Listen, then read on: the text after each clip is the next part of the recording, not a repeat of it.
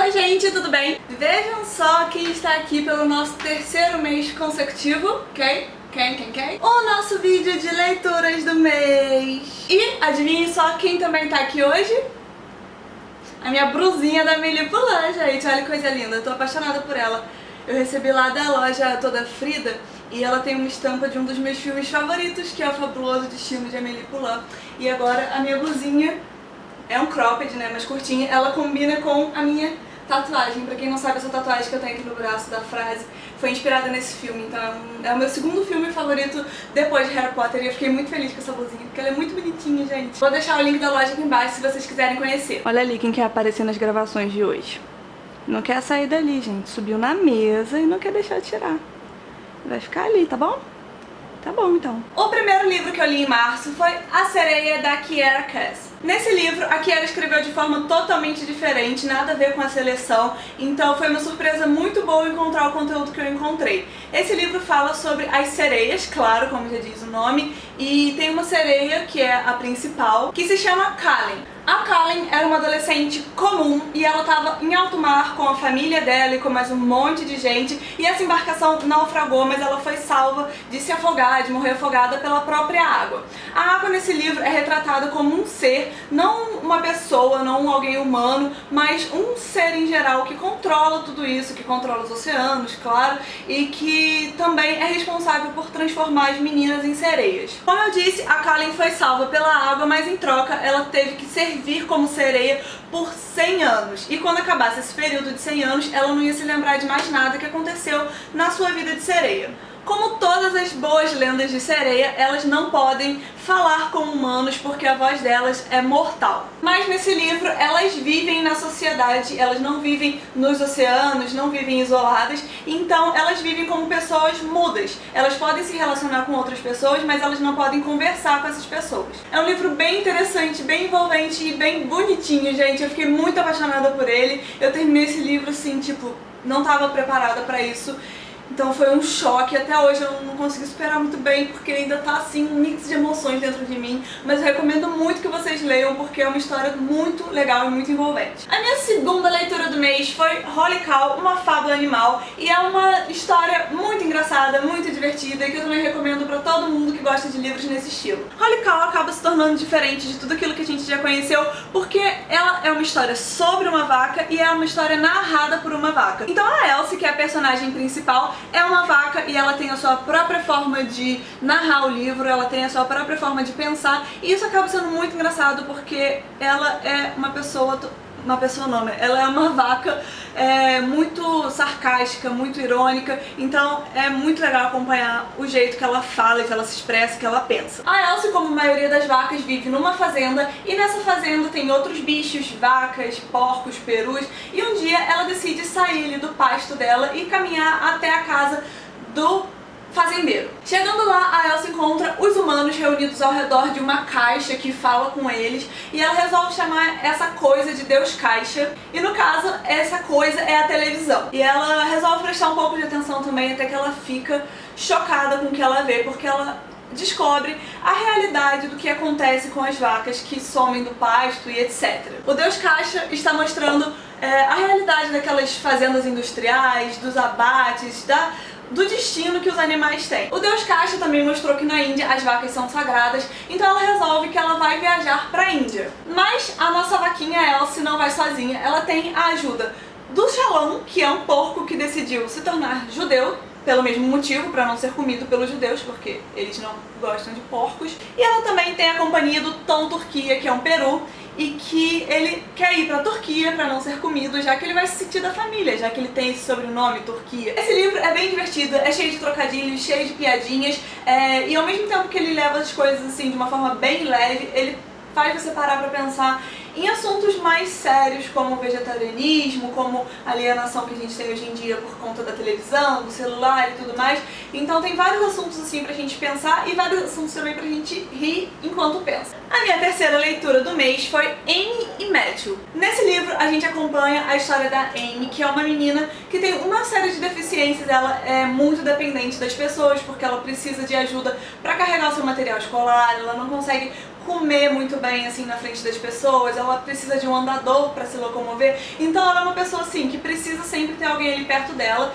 E a outra pessoa, como vocês já sabem, é o Matthew. O Matthew é um adolescente bem neurótico com tudo, ele tem alguns toques que também dificultam um pouco a vida dele, e em determinado momento a Amy resolve que ela não quer mais ter aqueles ajudadores adultos, ela não quer ter mais um professor na escola do lado dela o tempo inteiro para ajudar ela a fazer tudo, e ela teve uma ideia de colocar um aluno, cada dia da semana um aluno diferente, para ficar com ela. Claro que esses alunos são voluntários e eles recebem um salário para isso, mas de qualquer forma é uma convivência um pouco...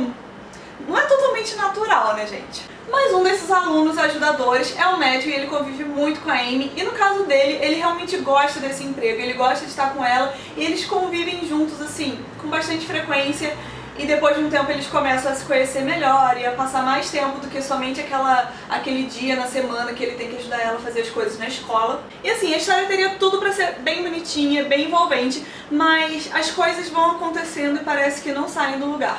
Dia após dia é a Amy e o Matthew vivendo os mesmos dias na escola e nada acontece, e são sempre os mesmos dramas, os mesmos problemas, e as coisas não evoluem. Eu também senti como se tudo fosse bem fake, bem irreal, não por conta do casal, porque eu acredito que casais com essas diferenças também possam conviver, mas por causa das situações, dos diálogos, tudo parecia forçado e nada natural, sabe? Então foi uma coisa assim que infelizmente me decepcionou. O quarto livro é o Coroa Cruel, que é um spin-off daquela série da Rainha Vermelha, que eu já falei pra vocês aqui nos outros vídeos de leituras do mês. E aqui a gente tem 2 contos extras. O primeiro conto fala sobre a Coriane, que é a mãe do príncipe Cal, e conta a história dela antes dela se casar até depois dela casada, depois dela já teve o filho dela e etc. E é um conto bem legal, mas eu fiquei decepcionada com a pessoa da Coriane, porque eu esperava bem mais dela. Pelo pouco que eu conheci nos outros livros, pelas menções que tiveram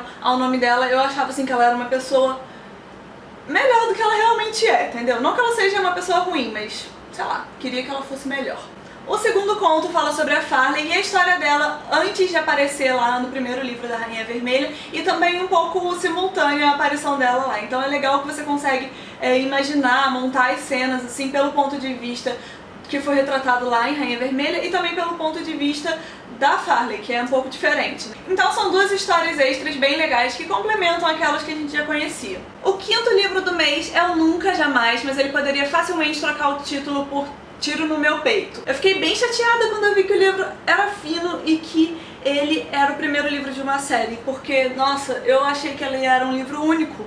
E quando eu cheguei no final e eu vi a situação que as coisas estavam, eu falei: meu Deus do céu, vou ter que esperar agora até o próximo livro e isso vai me matar. Um pouco dramática a minha interpretação, mas quem leu esse livro ou quem vai ler esse livro vai me entender, porque ele fala sobre a história de 2 jovens que um belo dia se dão conta de que não tem memória. Eles estão no meio da escola, no meio da aula e caraca, eu não sei quem eu sou, não sei quem é minha família, não sei o que está acontecendo e não sei quem são as pessoas ao meu redor. Ao longo do livro, a Charlie e o Silas, que são esses 2 jovens, eles vão descobrindo algumas coisas, vão tentando montar algumas peças, e é interessante que conforme eles avançam, assim, que eles vão se relacionando com as outras pessoas, eles acabam descobrindo coisas sobre si mesmos, e são traços assim que muitas vezes não agradam, e eles ficam: caraca, eu era essa pessoa, por que eu fazia isso? Então eles costumam questionar as próprias atitudes deles antes de perder a memória, e sabe, eles vão juntando algumas coisas e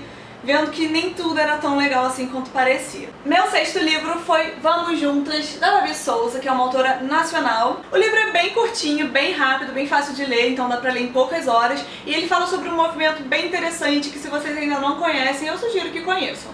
No caso, é o movimento Vamos Juntas, que dá nome ao livro, e ele fala sobre uma situação que a autora passou de ter que sair tarde do trabalho, pegar um ônibus e ver que muitas mulheres estavam na mesma situação que ela, com medo, mas tendo que andar sozinhas, e ela pensou: por que a gente não vai juntas, já que a gente está indo para o mesmo lugar? Então, se vocês ainda não conhecem esse movimento, procura lá no Facebook, tem um grupo, tem página, tem várias coisas na internet sobre esse movimento, e pesquisa lá porque tem bastante coisa legal.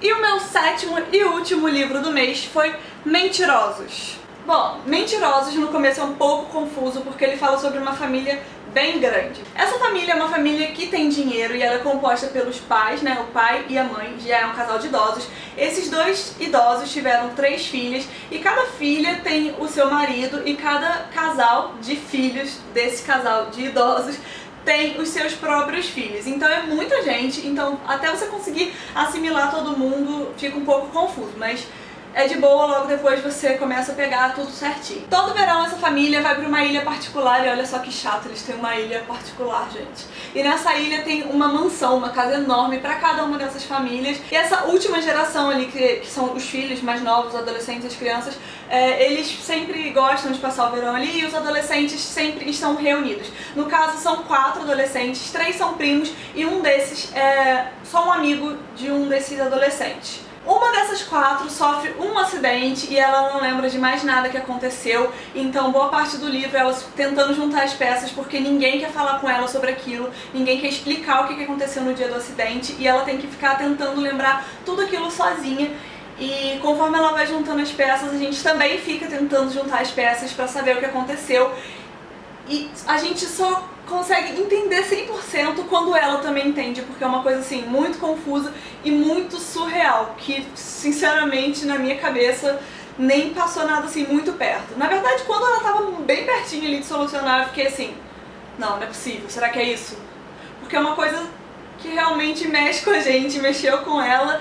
E é uma coisa muito louca, gente. Só lendo pra saber. É um livro muito excelente, que eu estou também, assim, me recuperando dele ainda. Mas é um livro que eu também recomendo a leitura, porque ele é muito bom, mexe muito com a gente e faz a gente pensar bastante também. Então eu recomendo. Então, gente, essas foram as minhas leituras do mês. Esse vídeo deve ter ficado bem grande, mas eu peço desculpas porque eu não consigo falar menos. Mas eu espero que vocês não se importem tanto assim. E se vocês se importam, relevem, por favor. Se vocês já leram algum desses livros, comentem as suas opiniões, sem spoiler, aqui embaixo nos comentários. Eu quero muito saber e conversar sobre eles. Se vocês têm outros livros pra me indicar, também é só falar aqui embaixo. E se você gostou desse vídeo, clica no gostei e se inscreve aqui no canal. Por hoje é só isso tudo. Um beijo bem grandão e tchau!